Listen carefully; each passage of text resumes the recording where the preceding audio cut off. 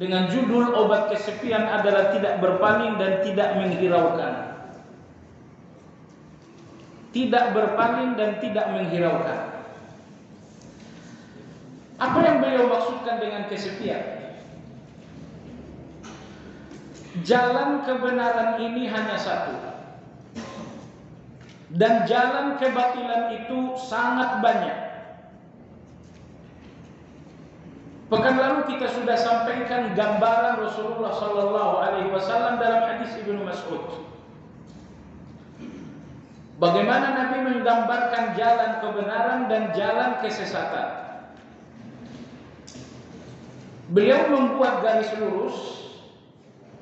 Kata beliau, inilah siratal mustaqim.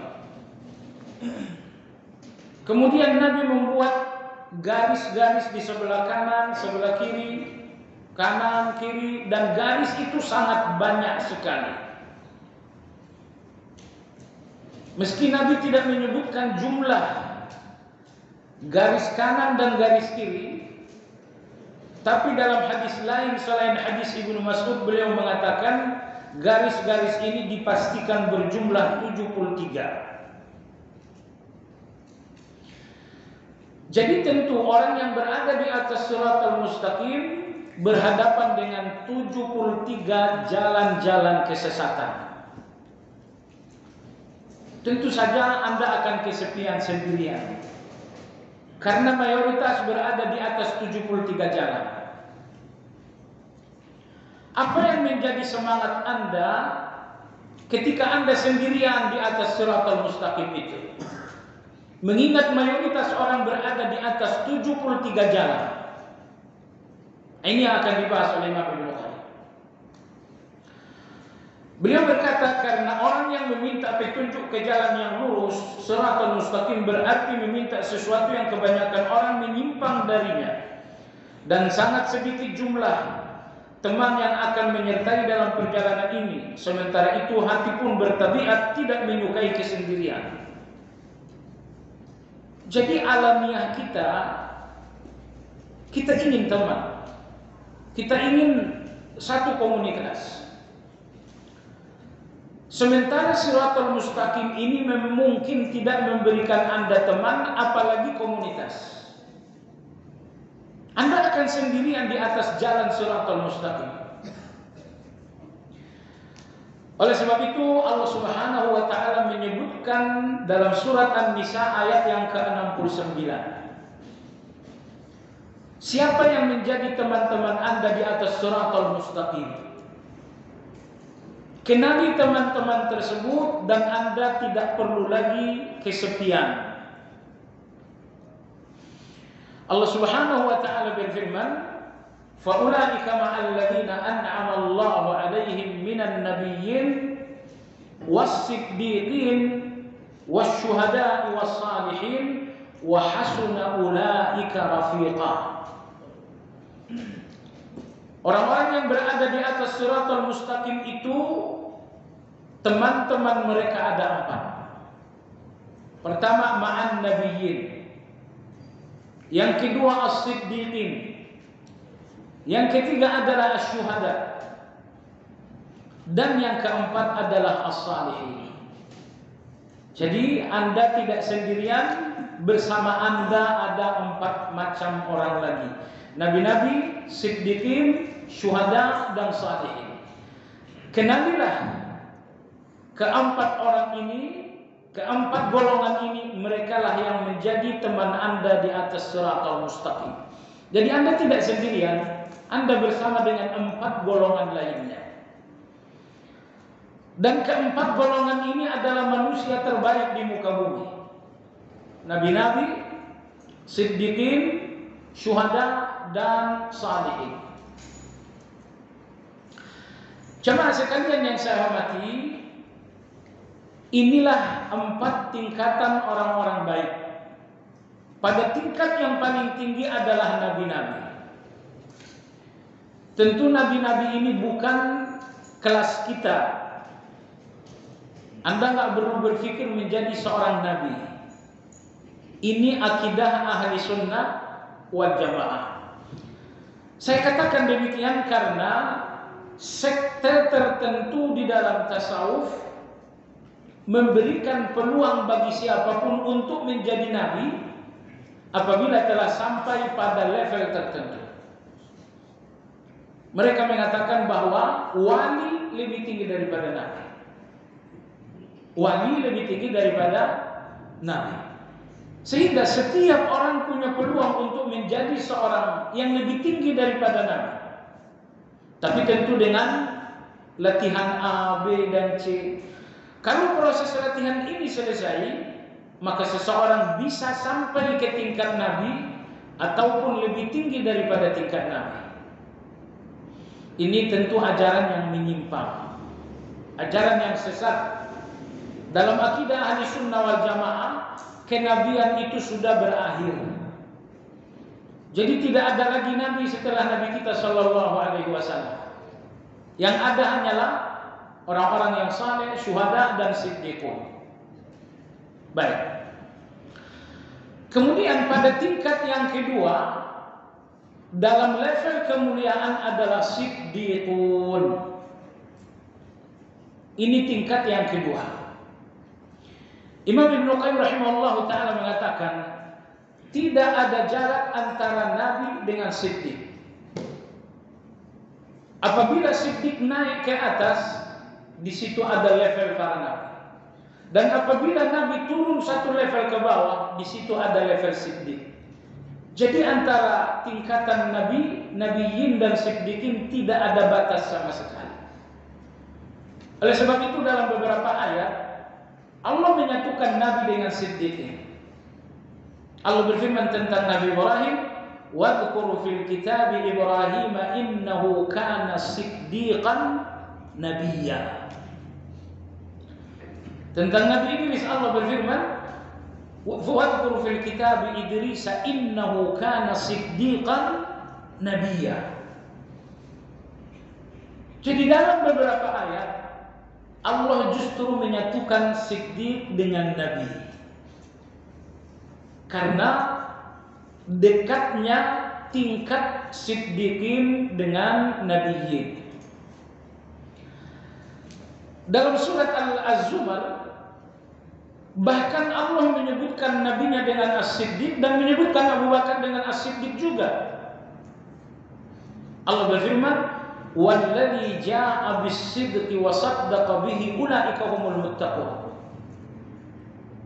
Walladzi jaa'a bis-sidqi, Rasulullah sallallahu alaihi wasallam, wa saddaqa bihi Abu Bakar. Maka Allah Subhanahu wa taala menyebut keduanya dengan siddiq.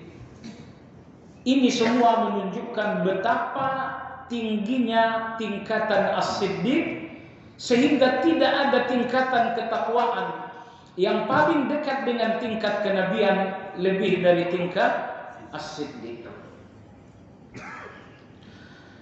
Jemaah sekalian yang saya hormati, siddiq di garda terdepan adalah Abu Bakar radhiyallahu anhu. Mungkin Ali bin Abi Thalib lebih dahulu masuk Islam dari Abu Bakar, mungkin. Tapi walau demikian, tingkatan siddiq itu diberikan oleh Allah kepada Abu Bakar. Karena yang menganugerahi Abu Bakar julukan siddiq bukan sahabat, bukan Rasulullah. Allah sendiri yang menjuluki beliau dengan as-siddiq. Dalam surat Az-Zumar yang tadi saya bacakan, "Walladzi jaa'a bis-sidqi wa saddaqa bihi." Maksudnya adalah Abu Bakar. Jemaah sekalian, apa yang membuat Abu Bakar lebih tinggi daripada Ali? Abu Bakar siddiq, tentu Ali pun siddiq, tetapi dengan siddiq yang lebih rendah daripada Abu Bakar. Jawabannya jemaah sekalian, Ali radhiyallahu anhu mungkin terlebih dahulu daripada Abu Bakar masuk Islam. Tapi bagaimanapun ingat dua hal. Ali bin Abi Thalib adalah sepupu Rasulullah SAW. Yang kedua, sedari kecil Ali bin Abi Thalib dirawat dan diasuh oleh Rasulullah SAW. Sehingga ada dua alasan logis kenapa Ali menjadi yang pertama masuk Islam. Pertama, dia adalah darah daging Rasulullah, dan yang kedua, dia dari kecil dirawat oleh Nabi Shallallahu Alaihi Wasallam. Abu Bakar radhiyallahu anhu, apakah dia darah daging Rasulullah? Tidak. Dia bukan keluarga. Abu Bakar tidak ada hubungan darah dengan Nabi Shallallahu Alaihi Wasallam. Abu Bakar adalah orang yang jauh dari garis nasab Rasulullah Shallallahu Alaihi Wasallam. Namun ketika Nabi SAW mengajarkan Islam, mengajak Islam, sedetik pun Abu Bakar tidak minta waktu berpikir. Nah, tentu jamaah sekalian, orang yang mengikuti saya dari kalangan keluarga dan orang yang mengikuti saya dari orang jauh, tentu yang mengikuti saya dari orang jauh lebih tinggi daripada yang mengikuti saya dari keluarga. Kalau anak saya ikut saya, ya karena dia anak saya, dia keluarga saya, dia darah daging saya. Tapi kalau sampai ini orang irian misalnya ikut saya, oh itu luar biasa. Dia nggak ragu lagi dengan saya. Kalau anak saya nggak ragu dengan saya, karena dia anak saya. Inilah alasan logis kenapa Abu Bakar lebih tinggi daripada Ali bin Abi Thalib radhiyallahu anhu. Padahal boleh jadi Ali lebih terdahulu masuk Islam dibandingkan Abu Bakar. Tapi tentunya Siddiq dari keluarga jauh lebih tinggi daripada Siddiq dari darah daging sendiri. Subhanallah, pada hari di mana Abu Bakar radhiyallahu anhu masuk Islam, hari berikutnya Abu Bakar membawa sejumlah orang-orang masuk Islam dan semuanya jaminan masuk surga. Hari ini Abu Bakar masuk Islam, besok dia bawa Utsman. Kemudian dia bawa Talha bin Ubaidillah. Kemudian dia pun mengajak Sa'ad bin Abi Waqqas. Dan ini semuanya adalah orang-orang yang dijamin masuk surga. Jadi 6 orang jaminan masuk surga. Dari total 10, 6 orang dari 10 yang dijamin masuk, semuanya masuk Islam melalui dakwah Abu Bakar radhiyallahu anhu. Jadi di sini Anda lihat, Abu Bakar tidak cuma siddiq untuk dirinya ketika dia masuk Islam, tapi dia pun siddiq dengan mengajak orang-orang lain.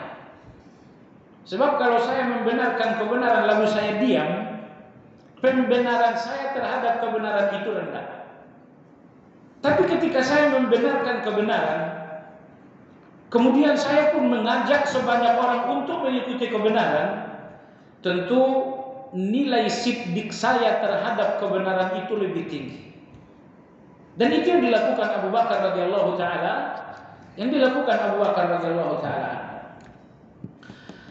Jamaah sekalian, apa sesungguhnya yang dimaksud dengan as-siddiq? Sangat banyak keterangan-keterangan dari para ulama. Keterangan pertama, siddiq adalah orang yang membenarkan segala-galanya dalam segala-galanya. Orang yang membenarkan segala-galanya yang datang dari Allah.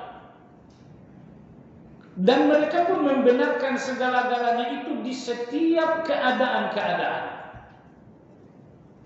Nah, kadang-kadang banyak ajaran agama ini yang kita benarkan, tapi ada beberapa hal yang masih ragu bagi kita. Ada beberapa hal yang masih ragu. Misalnya bahwa Allah Subhanahu wa taala Esa, Allahu Ahad, Anda sudah yakin. Jadi mayoritas agama ini, keterangan agama ini, keimanan-keimanan dalam agama ini, Anda sudah siddiq, Anda sudah membenarkan. Tapi kadang-kadang ada beberapa bagian ajaran agama ini yang bagi Anda masih ragu-ragu. Anda tidak dinamakan as-siddiq. Sekiranya ajaran agama ini berjumlah 1.000.000, Anda membenarkan semuanya kecuali 1, Anda tidak dinamakan siddiq. Saya kenal seseorang sangat hadir, sangat sungguh-sungguh ngaji. Giroh Islamnya luar biasa. Dan yang saya tahu orang ini membangun mungkin lebih 10 masjid dengan uang sendiri. Luar biasa bukan? Anda udah bangun berapa? Ikut bangun lebih dari 10. Ini tidak dia bangun masjid lebih dari 10 dengan uang sendiri. Tapi laki-laki ini bukan siddiq. Karena sampai hari ini dia nggak percaya dengan azab kubur. Dia nggak percaya dengan azab kubur, padahal Allah Subhanahu wa taala tegaskan dalam surat An-Nahl. Dan Allah pun menyebutkannya dalam surat Taha, dan Rasulullah menyebutkannya dalam banyak hadis. Laki-laki ini membenarkan semua ajaran Islam kecuali satu. Maka dia tidak dinamakan dengan siddiq. Maka dia tidak dinamakan siddiq. Ini nomor satu. Jadi siddiq itu membenarkan semua ajaran Islam. Nomor dua, Anda membenarkan semua ajaran Islam di semua keadaan. Di semua keadaan. Kadang-kadang ada ajaran Islam yang Anda benarkan dalam keadaan baik. Tapi begitu Anda dalam keadaan darurat, Anda ragu. Anda tidak dinamakan siddiq. Dalam keadaan sehat, dalam keadaan banyak uang, Anda membenarkan semua ajaran Islam ini. Tapi begitu ada situasi-situasi darurat, mulai Anda melakukan satu atau dua. Contoh, Anda yakin bahwa riba itu haram, ya kan? Karena Anda banyak uang. Tapi subhanallah, Allah uji Anda dengan kesulitan. Uang tidak ada, perusahaan hampir gulung tikar. Ketika itu Anda mulai mengakal-akali bagaimana agar riba ini jangan haram lagi. Apa yang terjadi? Uang Anda banyak, Anda siddiq bahwa riba itu haram. Begitu uang Anda turun, siddiq Anda terhadap haramnya riba berubah. Maka saya katakan siddiq itu mereka yang membenarkan semuanya di semua keadaan, membenarkan semua ajaran Islam di semua keadaan. Kalau Anda siddiq dalam dua semua, Anda benar-benar siddiq. Dan jamaah sekalian, malapetaka terbesar untuk seseorang tidak siddiq adalah hubbud dunia, cinta dunia. Semua orang yang hubbud dunia, siddiqnya rendah. Ini tantangan buat Anda. Anda boleh punya uang yang banyak, tapi cukup di dompet, disimpan. Jangan disimpan di hati. Faktanya, semua orang yang menyimpan dunia di hati, siddiqnya rendah. Satu kisah yang sangat menakutkan disampaikan Abu Hurairah radhiyallahu anhu. Kisah ini tulis Ibnu Katsir dalam kitab Al-Bidayah wa Nihayah. Kata Abu Hurairah radhiyallahu anhu, aku pernah duduk dengan beberapa orang. Tiba-tiba Rasulullah sallallahu alaihi wasallam lewat. Rasulullah melihat kami yang sedang duduk-duduk. Lalu beliau bersabda, "Inna minkum la rajulan darsuhu fin nari mithlu jabal Uhud." Kata Nabi SAW, di antara kalian akan ada seseorang yang masuk neraka dan gigi-giginya seperti lebih besar daripada gunung Uhud. Di antara kalian, kata Nabi SAW, akan ada seseorang yang masuk neraka dan giginya akan diubah oleh Allah menjadi besar, lebih besar daripada gunung Uhud. Jadi kalau satu gigi lebih besar dari gunung Uhud, bagaimana dengan gigi-gigi yang lain? Ini menunjukkan ahlun nar tidak ada yang tubuhnya kecil seperti Anda. Semua penghuni neraka tubuhnya dibesarkan supaya azab itu lebih sakit. Setelah itu Rasulullah SAW pergi. Sekarang coba Anda bayangkan, beberapa orang yang sedang duduk mendapatkan peringatan dari Nabi SAW. Di antara kalian ada yang akan masuk neraka, di mana giginya akan diubah oleh Allah lebih besar daripada gunung. Abu Hurairah radhiyallahu anhu mengatakan, mulai hari itu saya gelisah, tidak bisa tidur enak, nggak bisa makan enak. Kepala saya penuh dengan kegelisahan. Selanjutnya kata Abu Hurairah radhiyallahu anhu, satu persatu teman dudukku itu sudah wafat dalam keadaan baik.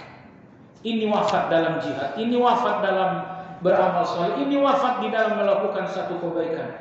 Semuanya sudah wafat di dalam kebaikan, tinggal 2 orang lagi yang masih sisa, yaitu saya dan satu lagi bernama Rajal bin Unfuah.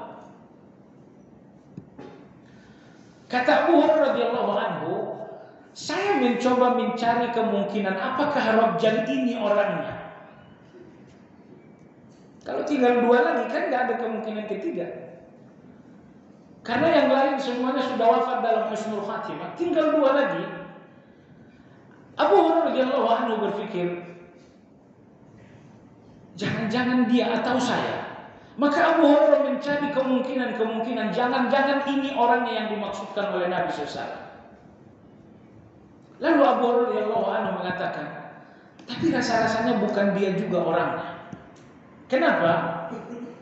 Pertama kata Abu Hurairah, Rajal bin Unfuah ini termasuk sahabat yang sangat menonjol dalam hafalan Al-Quran.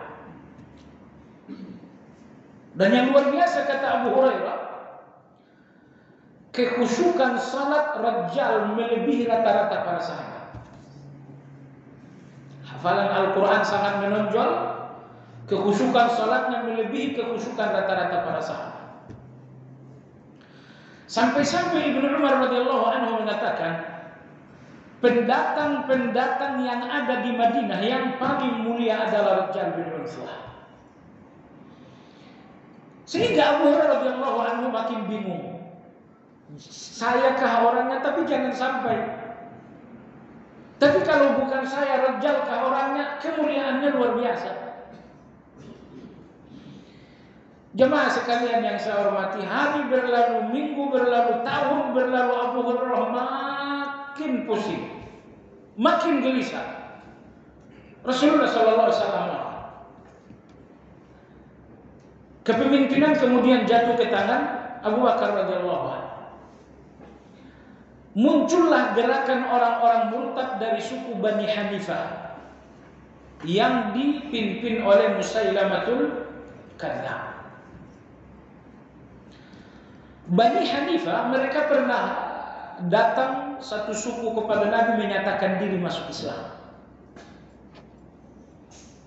Tapi satu suku masuk Islam dari suku Bani Hanifah ini hampir semuanya murtad. Disebabkan apa? Karena mereka nggak mampu menahan kebencian sukuisme kepada Rasulullah SAW. Suku mereka dengan suku Nabi itu di zaman jahiliyah nggak pernah akur. Sehingga ketika pun mereka telah masuk Islam di zaman Nabi dan mereka balik lagi ke kampung, sampai di kampung semuanya murtad. Hanya beberapa orang yang bertahan. Nah, Rajal bin Unfuah ini, beliau tidak ikut pulang kampung dengan orang-orang itu. Dia tinggal di Madinah, terus berguru dengan Nabi SAW, terus menghafal Al-Quran, sehingga dia sampai kepada tingkat keimanan seperti yang saya katakan. Begitu muncul orang-orang yang murtad di zaman Abu Bakar, salah satunya adalah kelompok murtad dari Bani Hanifah yang dipimpin oleh Musailamatul Kadzdzab. Maka Abu Bakar memanggil Rajal. Beliau mengatakan, wahai Rajal, kaummu di bawah pimpinan Musailamah murtad, dan orang yang paling layak dakwah dan menyadarkan mereka adalah kau. Maka kau saya tugaskan untuk satu misi, mendakwahi dan menyadarkan mereka. Rajal tidak ada pilihan lain kecuali menerima apa yang menjadi keputusan Khalifatul Rasulullah Abu Bakar radhiyallahu anhu. Maka Rajal bertolak dari Madinah menuju orang-orang Bani Hanifah. Ketemulah dengan Musailamah. Muncullah pembicaraan masa lalu, masih ingat begini. Masa lalu semakin segar sehingga Rajal mulai merasa saya bagian dari kalian, kalian adalah saya. Akhir kata Musailamah mengatakan, wahai Rajal, apa yang kau dapatkan di Madinah dari Abu Bakar? Enggak dapat apa-apa, bukan? Ikuti saya. Pokoknya kamu ikut saya angkat menteri segala urusan. Biar banyak gaji kamu. Dijanjikan satu posisi dan diberikan uang yang sangat besar. Entah berapa triliun itu. Jemaah sekalian yang saya hormati, akhirnya Rajal tergelincir. Akhirnya dia tergelincir. Akhirnya dia mengikuti Musailamah. Dia murtad. Hafalan Al-Quran gak bermanfaat. Salat khusyuk luar biasa gak bermanfaat, dia murtad. Untuk mendapatkan uang dan kekayaan dari Musailamatul Kadzdzab. Jemaah sekalian, ternyata fitnah murtadnya Rajal lebih besar dari fitnah murtadnya Musailamah. Musailamah murtad, yang murtad dengan murtadnya Musailamah paling 100, 200, 300. Tapi berapa orang yang murtad setelah Rajal ini murtad? 40.000 orang. Kenapa demikian? Ya, orang tahu dia hafal Quran. Orang tahu dia ahli ibadah. Orang tahu dia murid Rasulullah sallallahu alaihi wasallam. Ketika dia murtad, betul-betul mengguncang kaum muslimin. Sehingga yang murtad dengan murtadnya Rajal mencapai tidak kurang 40.000 orang. Padahal yang murtad dengan murtadnya Musailamah cuma sekian orang. Abu Bakar radhiyallahu anhu tidak lagi mau membuang-buang waktu. Dia panggil Khalid bin Walid, Asadullah, singa Allah. Abu Bakar mengatakan, wahai Khalid, tumpas gerakan Musailamatul Kadzdzab. Bertolak pasukan dari Madinah, kemudian terjadilah peperangan dan akhirnya tangan Khalid sendiri yang menghabisi Musailamah, kemudian Khalid pula yang menghabisi Rajal bin Unfuah. Apa yang ingin saya jelaskan di sini jamaah sekalian? Seorang sahabat Nabi, tapi tentu saja dia nggak sahabat lagi karena murtad. Tapi sebelum murtad bagaimanapun dia seorang sahabat. Dia seorang yang hafal Quran. Kekhusyukannya salat melebihi rata-rata sahabat. Hanya karena hubbud dunia, Anda lihat bagaimana semuanya berubah. Makanya tadi saya katakan, orang yang masih hubbud dunia, siddiq dalam hatinya itu nggak mungkin. Siddiq itu nggak tumbuh di hati yang masih hubbud dunia. Bukan berarti Anda nggak boleh kaya. Silakan kaya. Agama ini nggak mengharamkan kekayaan. Tapi jangan sampai kekayaan itu menjadi hubbud dunia. Itu yang nggak boleh. Dan terjadi Rajal bin Unfuah ini pelajaran untuk kita semua. Kita ini nggak ada apa-apanya dibanding Rajal bin Unfuah. Siapa yang mengajar Anda dan siapa yang mengajar dia? Berapa ayat yang Anda hafal dan berapa ayat yang dia hafal? Jadi tingkat keimanan kita sangat jauh di bawah tingkat keimanan Rajal bin Unfuah. Hanya karena hubbud dunia semuanya berakhir dengan murtad. Maka dalam surat Al-A'raf Allah Tabaraka wa Ta'ala bercerita tentang Bal'am bin Ba'urah. Bal'am bin Ba'urah murid Nabi Isa alaihissalam. Murtad juga disebabkan apa? Hubbud dunia. Watlu alaihim naba alladhi atainahu ayatina fansalakha minha fa'atba'ahu syaitan fakana minal ghawin. Kata Allah, ceritakan kepada mereka tentang seseorang yang kami berikan kepadanya ayat-ayat kami. Dia ulama, dia faham ayat-ayat suci. Tapi kemudian dia mengikuti jalan setan dan dia tersesat. Walau syi'na la rafa'nahu biha walakinnahu akhlada ila al-ard wattaba'a hawahu famathaluhu kamathalil kalbi in tahmil alayhi yalhath aw tatrukhu yalhath dzalika mathalul ladzina kadzdzabu bi ayatina faqsusil qasasa la'allahum yatafakkarun.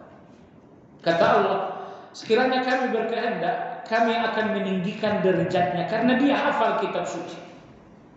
Tetapi dia mencintai dunia. tetapi dia mencintai dunia. Apa yang terjadi? Famathaluhu kamathali kalb. Ulama yang cinta dunia ini perumpamaannya seperti anjing.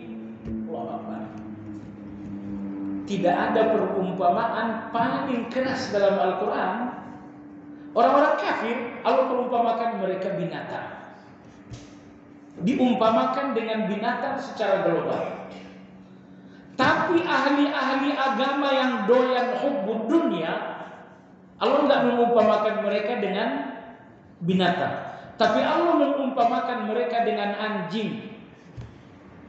Maka Ibnu Qayyim rahimahullah mengatakan, perumpamaan paling tajam dalam Al-Quran, perumpamaan ahli agama yang hubbud dunia. Hubbud dunia, punya ilmu agama, hafal Al-Quran, menguasai kaidah-kaidah Islam, tapi semuanya dalam rangka cari uang.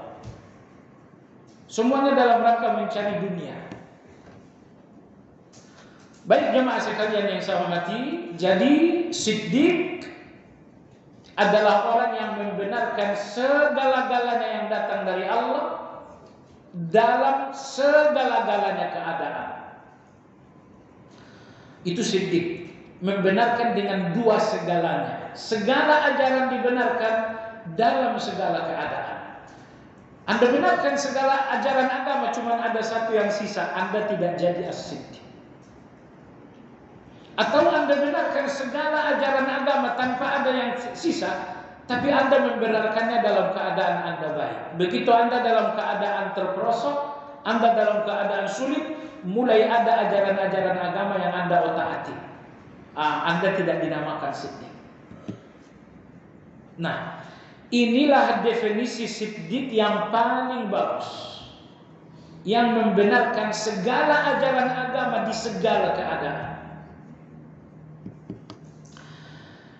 Baik jemaah sekalian, dengan demikian semua orang punya peluang menjadi siddiq. Apabila Anda memenuhi dua syarat tadi, Anda bisa menjadi seorang siddiq. Anda pun gak perlu minder-minder amat. Saya gak bisa sejajar dengan Abu Bakar. Betul Anda gak sejajar dengan Abu Bakar, tapi Anda satu kelas. Cuman dia di bangku pertama, Anda bangku belakangan. Yang jelas Anda satu kelas, yaitu kelas siddiq. Maksud saya jemaah sekalian, apakah orang yang telah sampai ke tingkat siddiq berarti selevel dengan Abu Bakar? Ya tentu tidak. Semua sahabat-sahabat itu siddiq, tapi siddiq mereka di bawah Abu Bakar radhiyallahu anhu. Karena nggak mungkin lagi ketemu ada manusia sekelas Abu Bakar, itu udah nggak ada. Jangankan di zaman sekarang, di zaman Nabi pun sudah tidak ada lagi yang selevel dengan Abu Bakar.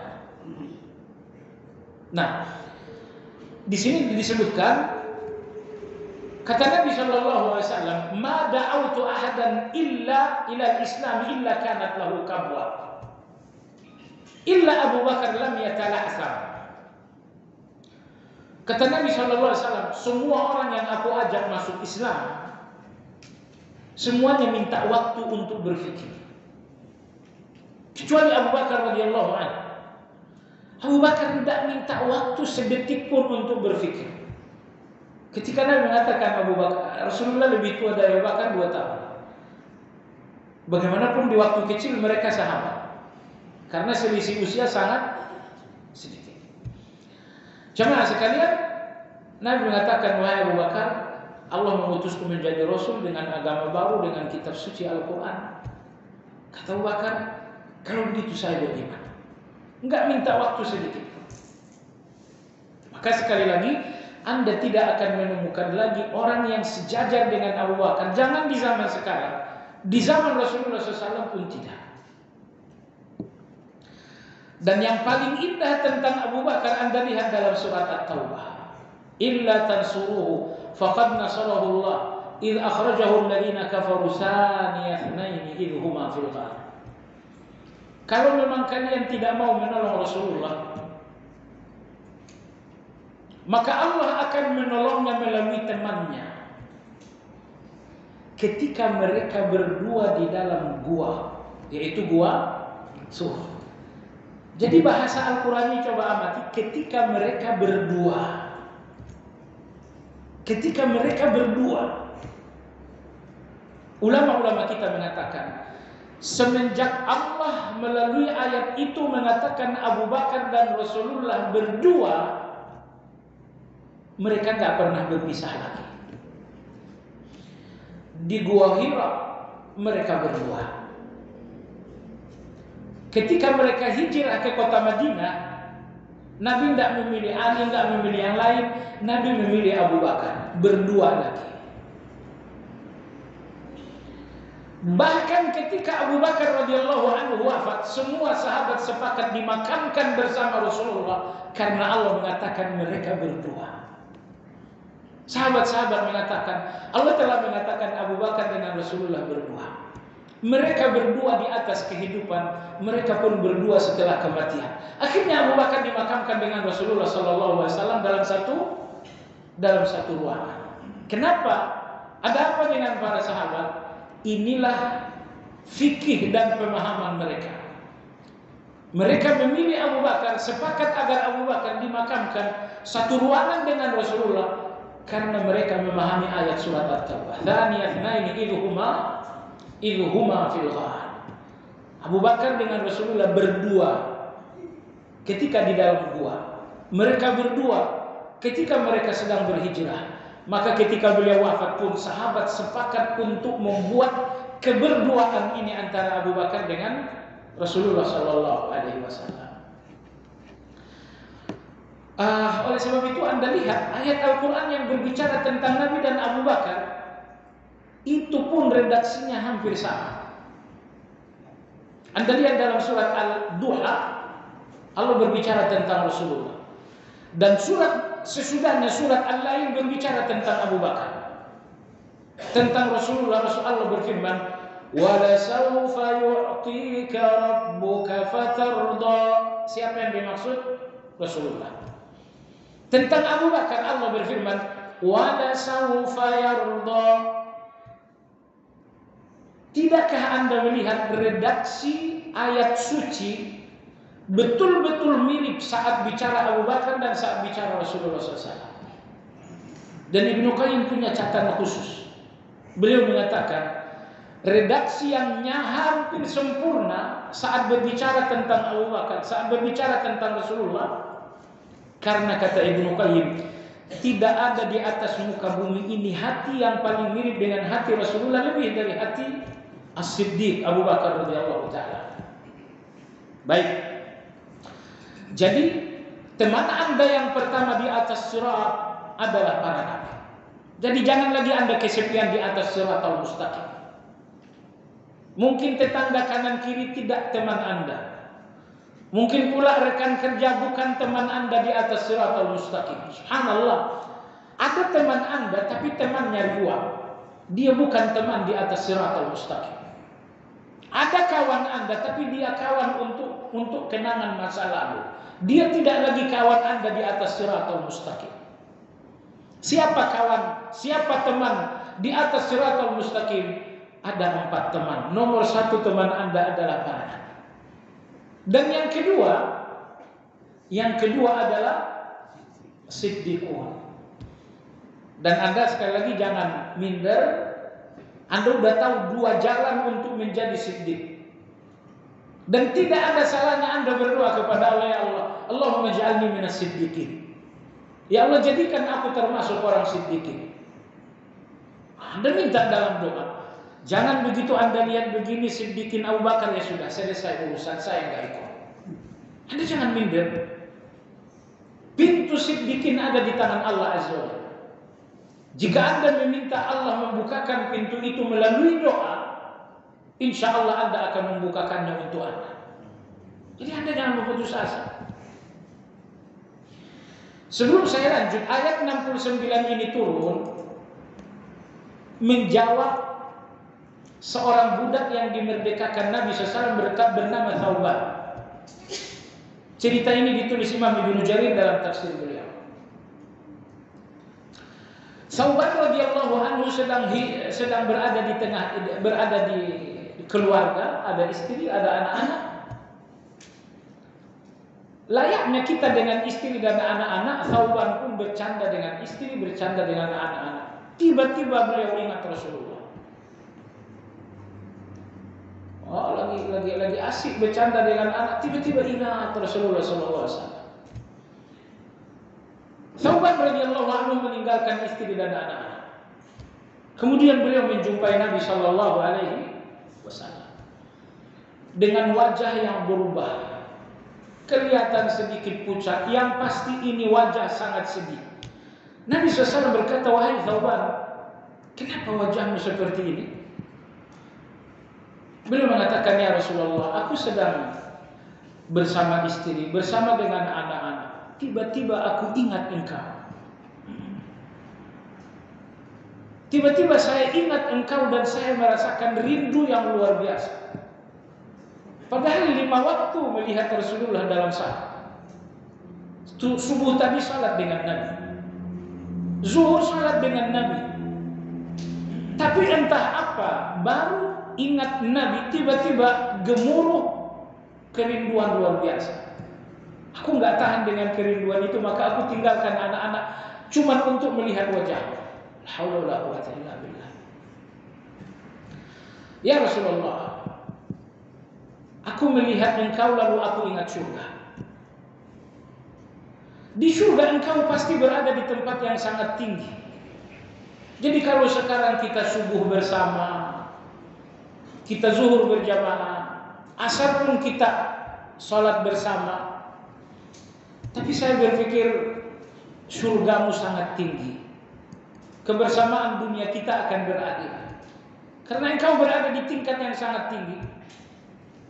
Ternyata inilah kegelisahan Thauban. Ya, kegelisahan bukan cuma karena rindu, tapi karena membayangkan akan berpisah dengan Rasulullah SAW di surga. Jamaah sekalian yang saya hormati, Allah Tabaraka wa Ta'ala Maha mendengar. Allah pun Maha dekat. Kegelisahan Thauban segera disambut oleh Allah Azza wa Jalla. Wa man yuti'illaha war rasul fa ulaika ma'al ladzina an'ama Allahu 'alaihim minan nabiyyin was-siddiqin was-syuhada'i was-salihin. Allah menjawab, siapapun yang sepanjang hidup sibuk taat kepada Allah, sibuk taat kepada Rasulullah, maka di akhirat di dalam surga mereka bersama dengan orang-orang yang diberi nikmat. Mereka bersama dengan para nabi, bersama dengan para siddiqin, bersama dengan syuhada, bersama dengan salihin. Wa hasuna ulaika rafiqa, dan inilah orang terbaik untuk menjadi teman. Ayat ini turun menjawab kegelisahan Thauban. Menjawab kegelisahan Thauban radhiyallahu taala anhu. Jadi seolah-olah ayat ini mengatakan, wahai Thauban, kau tidak perlu gelisah akan perpisahan dengan beliau Nabi sallallahu alaihi wasallam sepanjang hidupmu sebagai siddiqin, atau engkau hidup sebagai syuhada, atau engkau hidup sebagai salihin, berarti akhiratmu, surgamu nanti bersama Nabi sallallahu alaihi wasallam. Baiklah jemaah sekalian, ini tadi nomor 2, siddiqin. Lalu nomor 3 adalah syuhada. Nomor 3 adalah syuhada. Asal arti dari syuhada adalah bersaksi. Asyhadu, aku bersaksi. Apa yang dimaksud dengan syuhada? Orang-orang yang telah menyaksikan kebenaran. Ada orang yang menyaksikan kebenaran dengan darah dan nyawa mereka. Mereka lah mujahidun. Jadi mereka nggak cuma menyaksikan kebenaran dengan ucapan. Mereka tak sekedar menyaksikan kebenaran dengan perilaku. Bahkan mereka menyaksikan kebenaran itu dengan darah dan nyawa mereka. Maka persaksian terbesar untuk kebenaran, persaksian yang datang dari darah dan nyawa kaum syuhada. Oleh sebab itu banyak yang menyaksikan kebenaran ini, tapi orang-orang yang mati syahidlah yang disebut Allah dengan asyuhada. Kenapa? Karena saksi terbesar atas satu kebenaran adalah saksi yang datang dari darah dan nyawa. Saya yakin saya dan Anda semua menyaksikan kebenaran itu dengan ucapan kita. Bahkan kita pun menyaksikan kebenaran itu dengan kehidupan sehari-hari kita. Tapi jamaah sekalian, kita belum termasuk orang yang mengakui kebenaran dengan darah dan nyawa kita. Maka saya ulangi sekali lagi, kesaksian tertinggi untuk satu kebenaran adalah ketika kebenaran itu disaksikan dengan darah dan dengan nyawa. Maka mereka dijuluki oleh Allah dengan syuhada. Pertanyaannya, apakah syuhada itu harus mati? Atau bisa seseorang menjadi syuhada tanpa mati? Jawabannya yang kedua. Menjadi syuhada enggak mesti Anda harus mati. Maka dalam agama kita Nabi SAW bersabda, yang mati karena sakit perut syahid, yang mati karena tertimpa bangunan syahid, yang mati karena tenggelam syahid, wanita yang mati karena melahirkan anaknya syahid. Jadi ini semua adalah orang-orang yang syahid tanpa tewas dalam pertempuran. Mereka memang wafat, ya, tapi mereka tidak wafat dalam pertempuran. Maka agama pun mengkategorikan mereka dengan syahid. Namun tentu saja syahidnya para mujahidin adalah syahid yang paling tinggi. Walaupun orang yang sakit perut wafat dinamakan dengan syahid, tapi bukan berarti satu kelas dengan syahidnya orang-orang yang mati fisabilillah. Baik jemaah sekalian, ini dinamakan kelas yang ketiga, yaitu asy-syuhada. Lalu kemudian yang ketiga adalah as-salihin, orang-orang yang saleh. Dan yang keempat, as-salihin. Salihun asal artinya adalah orang-orang yang baik. Salihun artinya adalah orang-orang yang baik. Kapan dinamakan seseorang salihin? Yang pertama, ketika akidahnya salih. Kalau akidahnya rusak, amalnya bagus, gitu ya, amalnya bagus, kemudian pengorbanan, empati, simpatinya terhadap sesama juga luar biasa, tapi akidahnya nggak baik, ini tidak mungkin dinamakan dengan salih. Maka standar seseorang dinamakan salih, yang pertama akidah. Apakah akidahnya saleh atau tidak? Lalu kemudian amal. Apakah amal-amalnya saleh atau tidak? Nah, kalau seseorang saleh dengan dua standar tadi, maka dia dinamakan dengan saleh. Akidahnya saleh dan amalnya pun saleh. Itu dinamakan dengan saleh. Jadi inilah 4 orang-orang yang membersamai Anda di atas siratal mustaqim. Nabi-nabi, siddiqin, syuhada, dan salihun. Insyaallah nanti akan ketemu di sini dalam pembahasan tentang al-i'tisam. Tapi karena kebetulan konteksnya pas, saya sampaikan. Ibnu Qayyim rahimahullah, beliau menyebutkan sisi lain perbedaan siddiqin, syuhada, dan salihin. Apa itu? Kata Imam Ibnu Qayyim, siddiqun, itu sangat panjang lebar dia bicara. Kata Ibnu Qayyim, Anda lihat siddiqun seperti Abu Bakar, dan Anda lihat Umar radhiyallahu anhu yang walaupun dia siddiq tapi tidak sekaliber Abu Bakar radhiyallahu anhu. Ibnu Qayyim rahimahullah taala mengatakan, orang-orang yang sudah sampai ke level siddiq, biasanya Allah tidak memberikan mereka keanehan dan karomah-karomah. Kalau sekarang di Indonesia secara khusus tidak dinamakan wali kalau nggak punya keanehan. Bahkan ketika di Dieng itu ada seorang yang sakit mental, cuman nggak pernah BAB, nggak pernah BAB sama sekali, aneh kan? Orang berpikir oh ini waliullah. Padahal 30 tahun bertapa sampai akhirnya tidak bisa berbicara. Cuman anehnya tidak pernah BAB. Oh, nggak pernah BAB, nggak ada najisnya. Oh, ini waliullah. Imam Ibnu Qayyim rahimahullah taala mengatakan, Allah berikan karamah untuk menguatkan. Untuk menguatkan seseorang Allah berikan karamah. Maka karamah itu tidak diberikan kepada siddiqin karena mereka nggak perlu dikuatkan dengan karamah.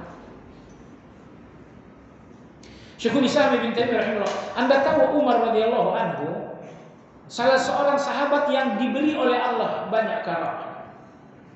Setidaknya 21 ayat dalam Al-Quran diturunkan oleh Allah untuk menyetujui Umar.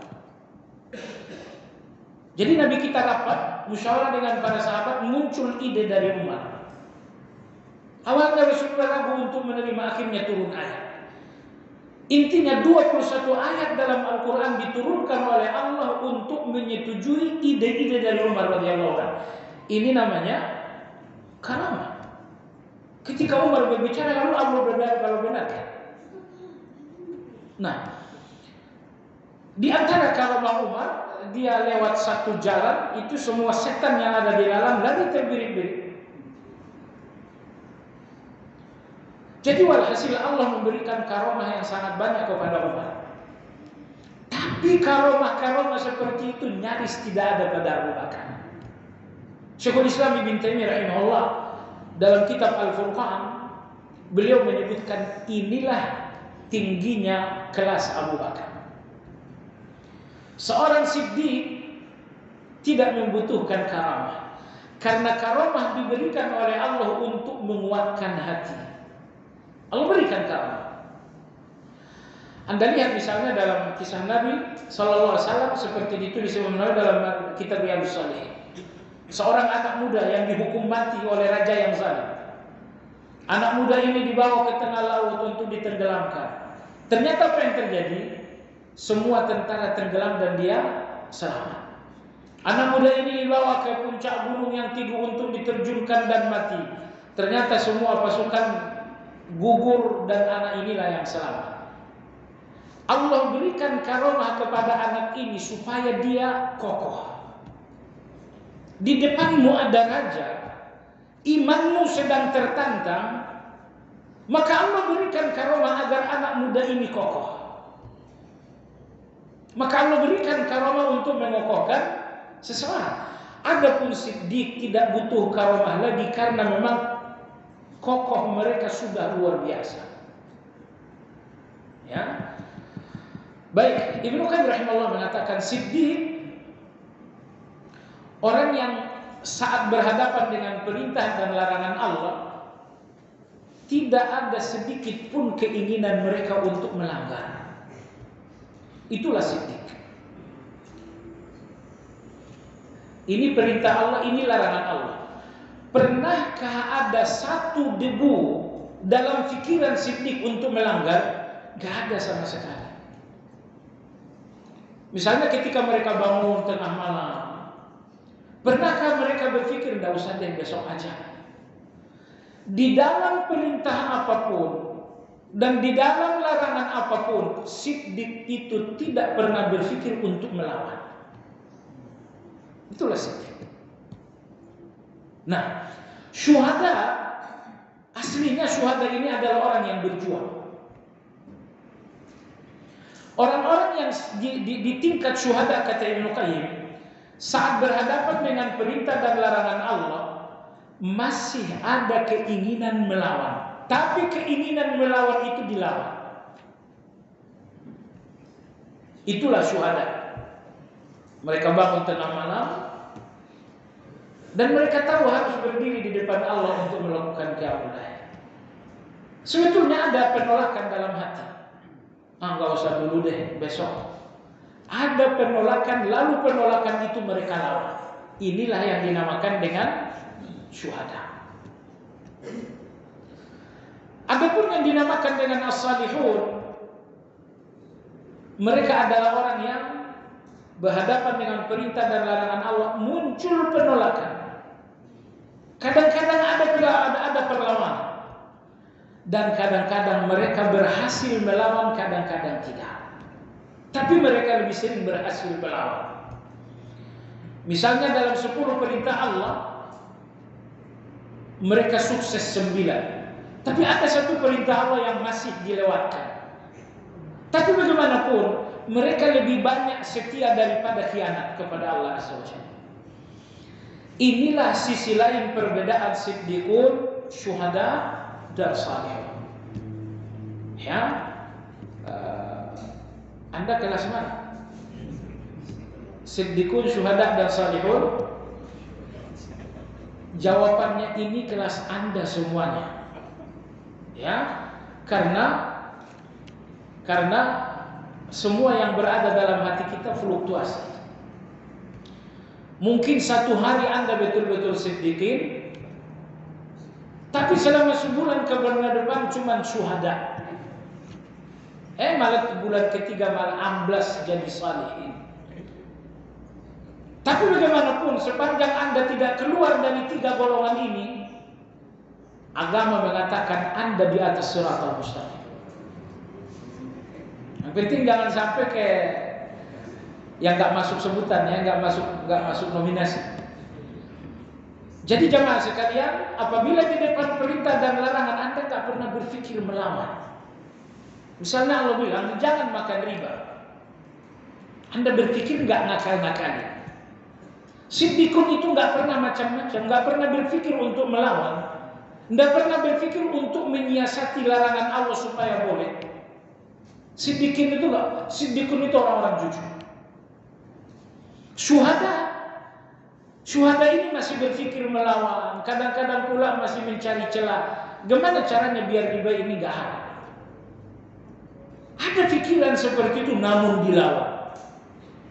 dilawan dan mereka menang melawan. Nah, pertanyaannya jamaah sekalian, manakah yang sempurna? Siddiqun yang menjalankan perintah dan larangan tanpa ada keinginan melawan, atau syuhada yang berhadapan dengan perintah dan larangan ada keinginan untuk melawan tapi kemudian dilawan. Di sini kita lihat syuhada mendapatkan 2 pahala. Pahala pertama mereka menjalankan perintah, pahala yang kedua mereka melawan pikiran. Mereka melawan pikiran dulu, akhirnya mereka menjalankan perintah.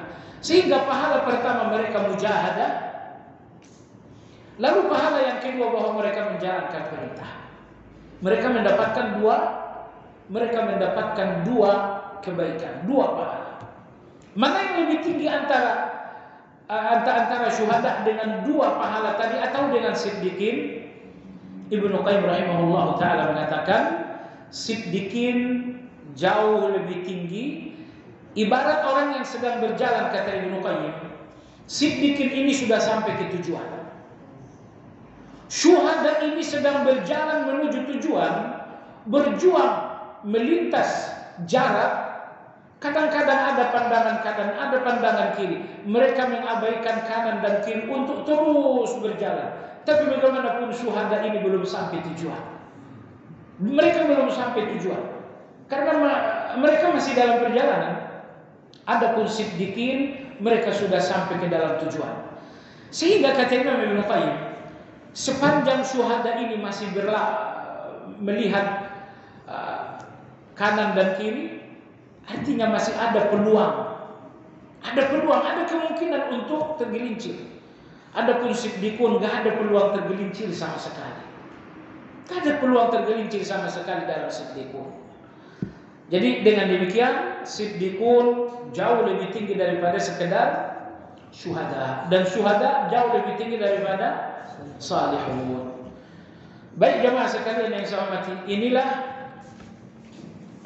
ada sedikit pembahasan halaman 40.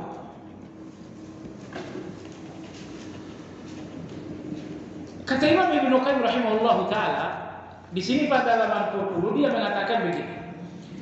Ketika Anda berjalan di atas sirat al-mustaqim, jalan yang sangat lurus, di kanan kiri Anda sangat banyak simpang, dan persimpangan itu mencapai jumlah 73 persimpangan. Kata Imam Ibnu Qayyim rahimahullahu taala, keselamatan Anda menempuh siratal mustaqim ini kata beliau, jangan pedulikan kanan, jangan pedulikan kiri. Jangan pedulikan kanan, jangan pedulikan kiri.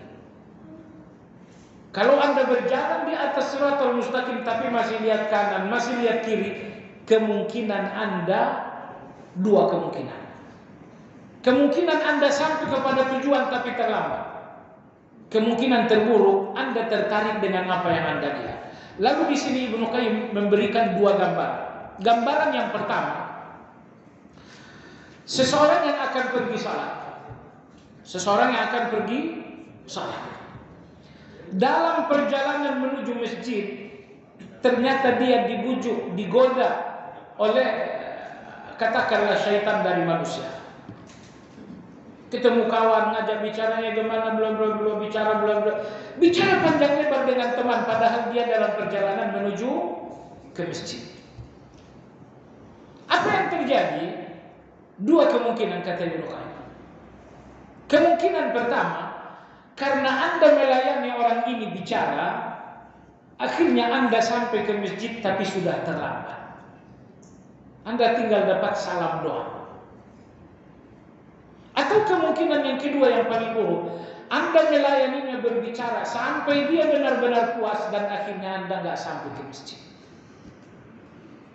Nah, inilah satu gambaran kata Ibnu Qayyim, ketika Anda berjalan di atas Shiratal Mustaqim, kenali di kanan dan kiri banyak yang ngajak bicara. Di kanan dan kiri banyak pemandangan yang menarik. Kata Ibnu Qayyim rahimahullah, kalau engkau berikan pandanganmu untuk kanan dan kiri, Anda akan sampai ke masjid terlambat. Dan apabila Anda melayani kanan dan kiri, kemungkinan Anda gagal sampai di masjid. Maka modal Anda berjalan di atas Shiratal Mustaqim, jangan lihat kanan, jangan lihat kiri. Pastikan kanan kiri ini semuanya adalah jalan-jalan syaitan. Baik. Perbandingan yang kedua di sini kata Ibnu Qayyim, Anda tahu rusa jauh lebih cepat berlari daripada anjing. Tapi karena rusa selalu melihat ke kanan, ke kiri, akhirnya anjing berhasil mendapatkan rusa. Maka kata Ibnu Qayyim rahimahullah, berlarilah sekencang-kencangnya di atas Shiratal Mustaqim agar engkau sampai secepat-cepatnya. Tapi engkau gak akan bisa berlari cepat kalau kau masih melihat ke kanan dan ke kiri. Di kanan dan kiri banyak anjing-anjing berburu yang mengejar. Abaikan gonggongan anjing itu dan jangan pernah melihat anjing-anjing itu. Niscaya engkau akan berlari cepat dan sampai tujuan dengan cepat pula.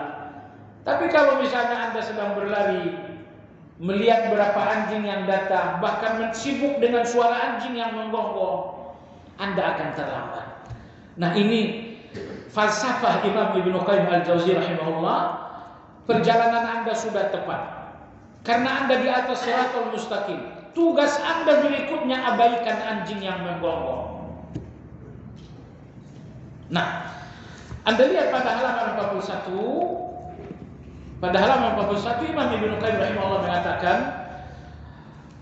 maksud paparan ini bahwa disebutkannya teman itu dapat menghilangkan perasaan kecut karena khawatir sendirian dan memotivasi untuk berjalan lebih cepat agar menyusul mereka. Ini merupakan salah satu faedah makna qunut Allahumma hdini fiman hadait. Saya kira Anda qunut dalam salat witir. Allahumma hdini fiman hadait. Ya Allah, berikan aku hidayah seperti orang-orang yang telah dapat hidayah. Kata Ibnu Qayyim, kenapa ada seperti? Allahumma hdini, berikan aku hidayah. Tapi dalam doa kunut, berikan aku hidayah seperti orang-orang yang benar. Kenapa demikian?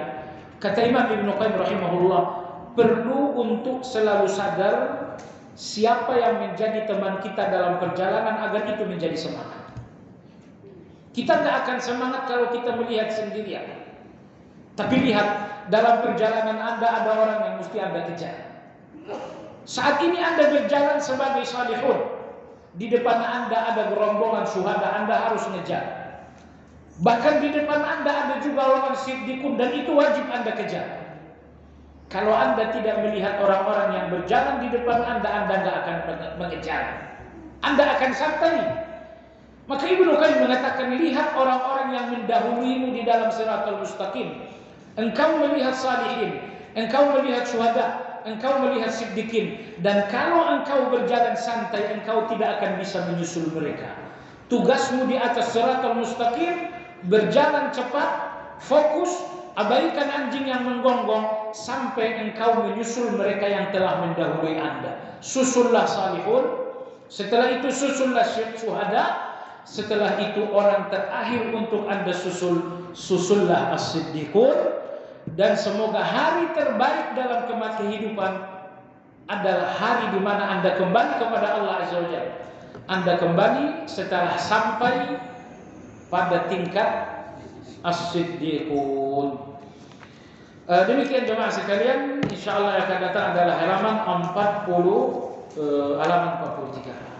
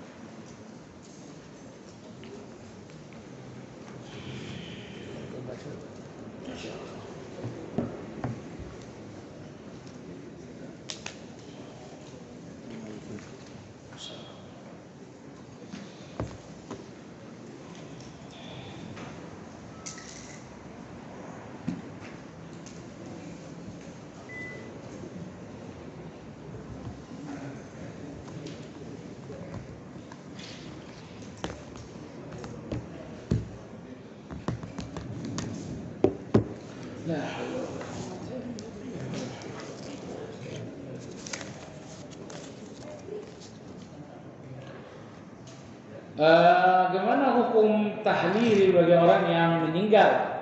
Bacaan apa yang terbaik untuk malam Jumat? Yang terbaik, jadi gini, tahlilan untuk orang yang meninggal ada yang melakukannya, ada yang tidak. Anggaplah tahlilan ini pro kontra. Yang terbaik untuk Anda lakukan yang pro tanpa kontra, yaitu cukup berdoa. Jadi kalau keluarga Anda meninggal lalu Anda sibuk dengan tahlilan, Anda sibuk dengan sesuatu yang masih pro kontra. Padahal ada yang disepakati untuk Anda lakukan tanpa pro kontra, yaitu berdoa. Jadi oleh sebab itu disarankan, tinggalkan semua yang masih pro kontra dan ambil yang gak ada kontranya sama sekali. Doakan mereka yang telah wafat, itu gak ada kontranya. Bersedekah atas nama orang yang telah wafat, itu pun tidak ada kontranya. Bacaan yang terbaik untuk malam Jumat, bacaan terbaik Anda malam Jumat adalah membaca surat Al-Kahfi. Kalau nggak selesai malam Jumat, ya siang harinya. Bacaan terbaik yang kedua malam Jumat dan hari Jumat adalah membacakan salawat kepada Nabi Shallallahu Alaihi Wasallam. Bagaimana cara menyikapi orang yang dikasih sulit tidak sembuh-sembuh? Apa ada amalan yang khusus balasan doa-doanya? Orang yang diuji oleh Allah dengan sakit, semua orang diuji oleh Allah, itu nomor satu dulu. Gak ada orang yang gak diuji oleh Allah. Namun Allah menguji dengan bentuk ujian yang berbeda. Si fulan ini diuji oleh Allah dengan sakit, tapi si fulan ini diuji oleh Allah Subhanahu wa taala dipecat. Ini diuji oleh Allah dengan keluarga yang berantakan. Ini diuji oleh Allah dengan bangkrut. Lihat, tidak ada satupun manusia yang tidak diuji. Cuman Allah Maha Adil. Karena Allah tidak memberikan ujian itu sama, melainkan Allah memberikan ujian itu berbeda. Ini orang kaya diuji oleh Allah dengan kekayaan, tiba-tiba bangkrut, tiba-tiba bisnisnya hancur. Jadi semua orang mendapatkan ujian masing-masing dari Allah Azza wa Jalla. Jadi jangan berpikir cuma saya yang diuji. Tidak, banyak yang diuji, tapi karena Allah Maha Bijaksana, Allah berikan ujian yang pas.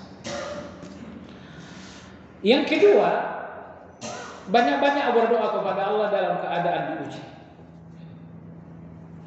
Di antara doa yang Anda bacakan adalah doa Nabi Ayyub dalam surat Al-Anbiya.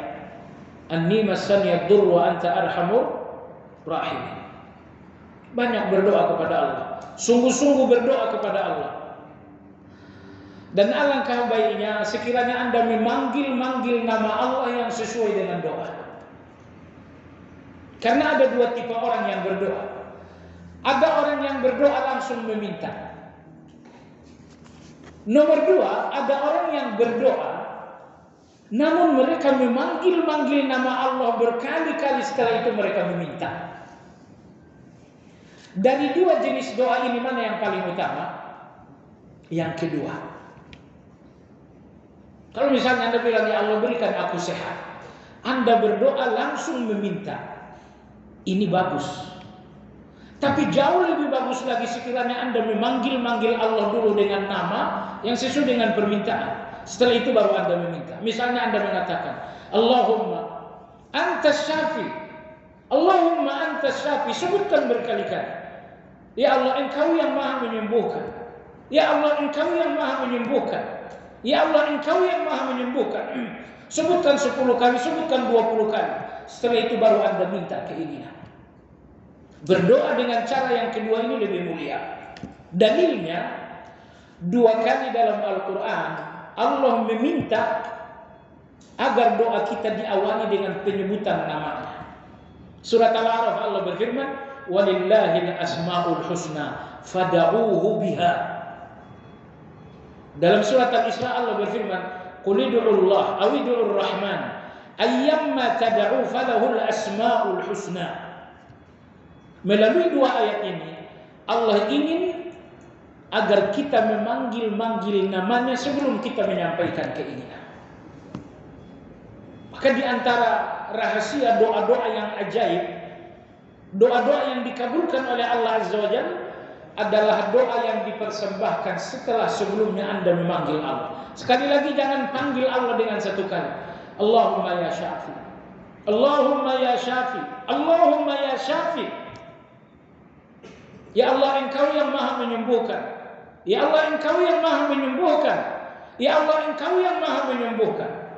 5 kali, 10 kali. Setelah itu sampaikan keinginan Anda. Insya Allah Anda akan melihat hasil yang sangat luar biasa. Ya. Hal keempat yang mesti Anda sadari yang sedang sakit, sebanyak mungkin melihat nikmat Allah agar ujian terasa ringan. Kadang-kadang kita diuji dengan sakit, berat sekali. Enggak berat, cuman kamu lupa nikmat masih banyak. Kamu sakit apa?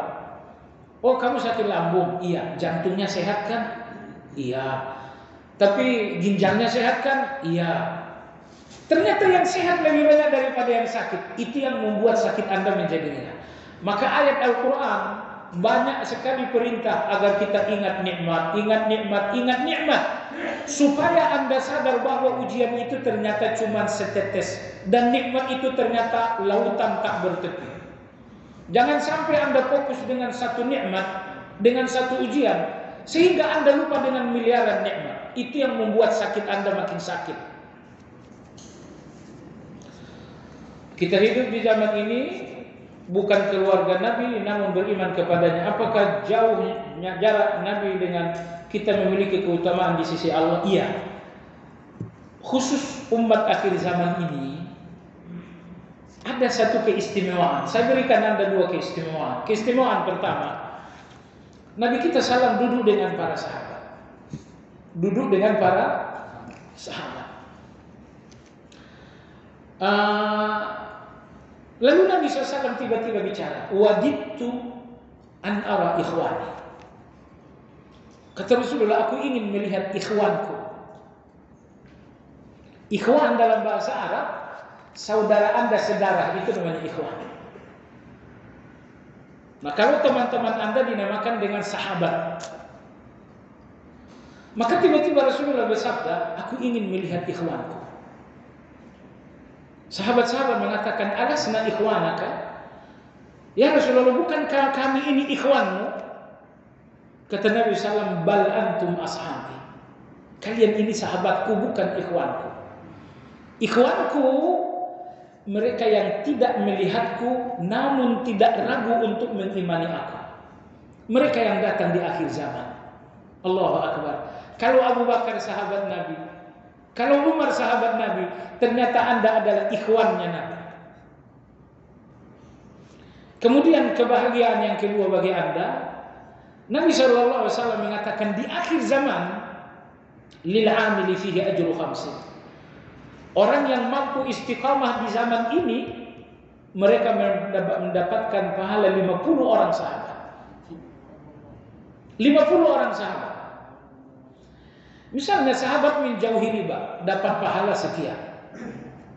Anda menjauhi riba mendapatkan pahala 50 kali lipat dari pahala sahabat yang menjauhi riba.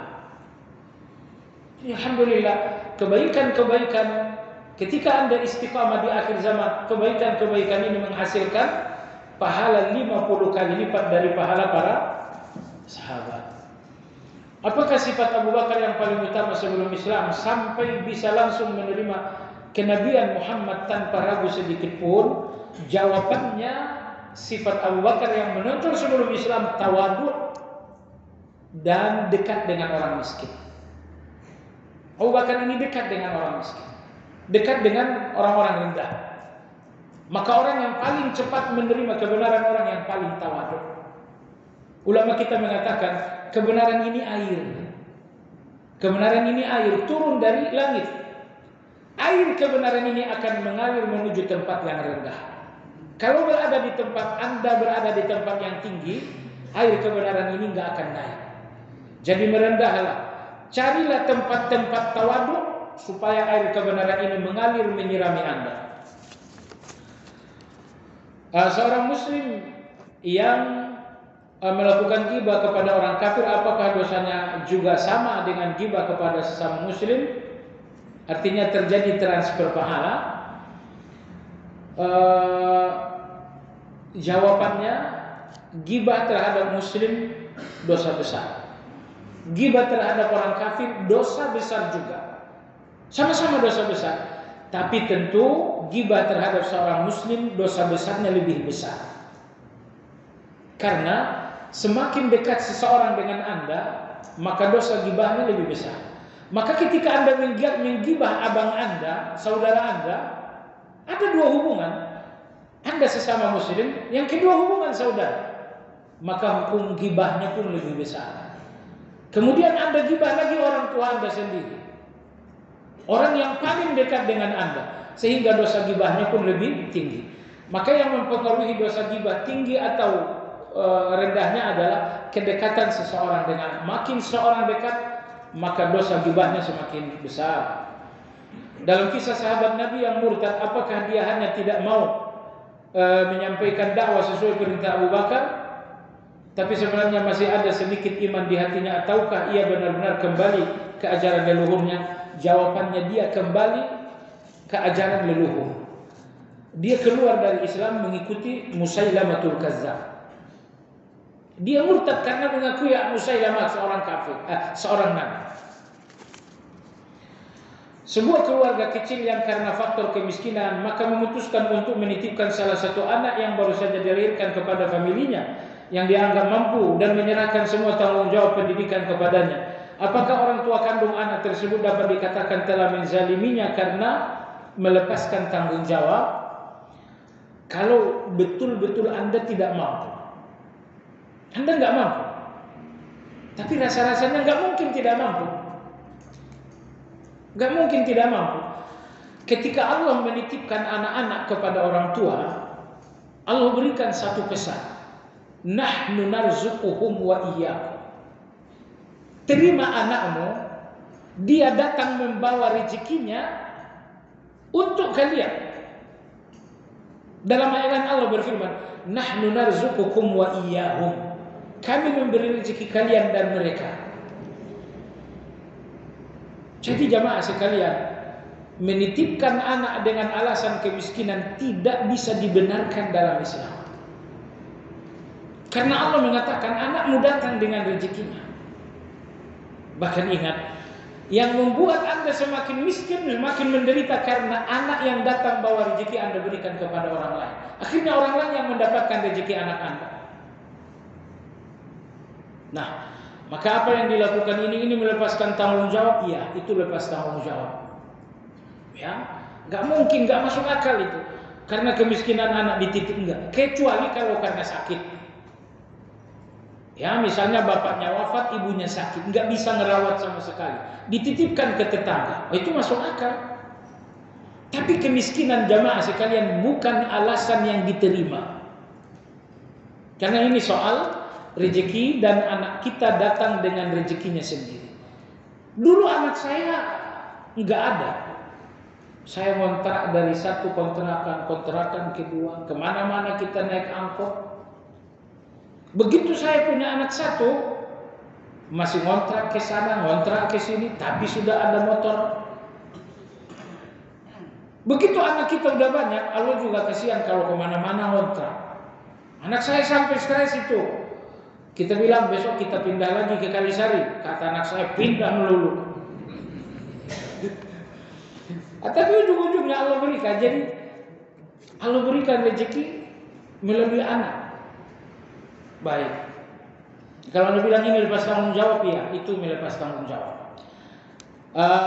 Jika karena sejak lahir anak tersebut tidak pernah dididik orang tua kandungnya hingga dewasa, sehingga tidak ada ikatan batin di antara mereka, lantas anak tersebut juga balas tidak memperhatikan orang tuanya di saat rentan. Apakah itu zalim? Iya. Apa yang dilakukan anak adalah zalim. Walaupun orang tua enggak mendidiknya, tidak merawatnya, tapi dia tetap wajib berbakti. Bagaimana menggabungkan hadis perpecahan umat ke dalam 73, yang selamat 1 golongan selamat, 7 masuk neraka, dengan tafsir hadis jalan-jalan yang sesat, tafsir hadis jalan-jalan yang sesat 73. Iya, jadi Nabi kita mengatakan umat ini pecah ke dalam 73 golongan. Satunya selamat, ini siratal mustaqim. 72 lainnya, inilah yang menyimpang kanan atau menyimpang kiri. Gitu ya. Wallahu a'lam. Ana kurang mengerti tafsir hadis jalan-jalan sesat tersebut. Wallahu a'lam. Anda tidak dituntut untuk mengenali 73 golongan ini. Yang perlu Anda kenali ini kebenaran. Kalau Anda tahu kebenaran, Anda ngerti 73 golongan. Ya, kenali kebenaran sedetil-detilnya. Wallahu ta'ala a'lam. Subhanakallahumma wa bihamdika asyhadu an la ilaha illa anta astaghfiruka wa atubu ilaik. Alhamdulillahirabbil alamin. Assalamualaikum.